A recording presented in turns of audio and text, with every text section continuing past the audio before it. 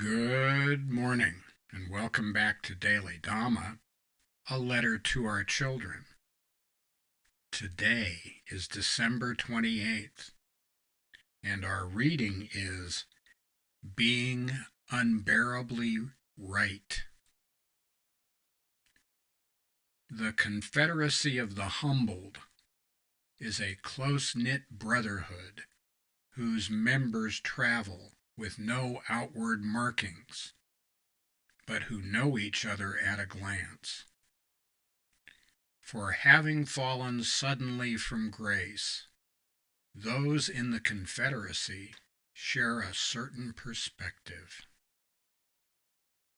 And that's Amor Towles from A Gentleman in Moscow.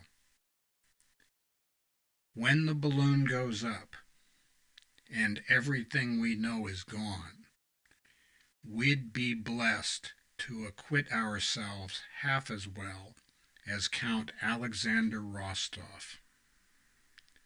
This is the way the world is. It is just this way.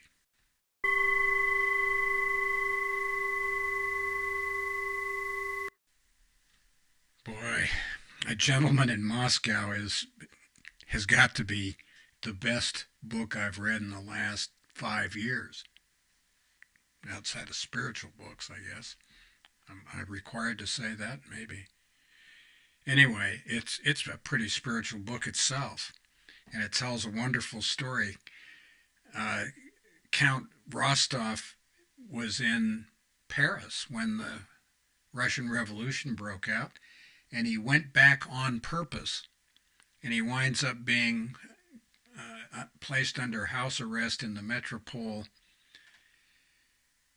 Hotel, and he winds up being a waiter and then eventually the head waiter, and he is moved from small accommodation to smaller accommodation to smaller accommodation as everybody makes him a non-person, and he decides that he's going to have a positive attitude, and that's how he treats the rest of the world.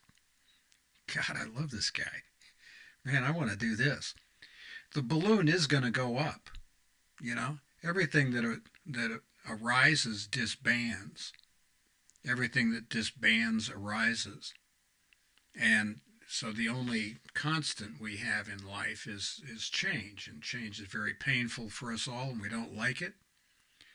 But there are certain people who deal with a change in their status and their condition as if it were a matter of no consequence, which actually it is a matter of no consequence. It doesn't matter what other people think of you. It doesn't matter what happens around you. What matters is your reaction to what happens around you.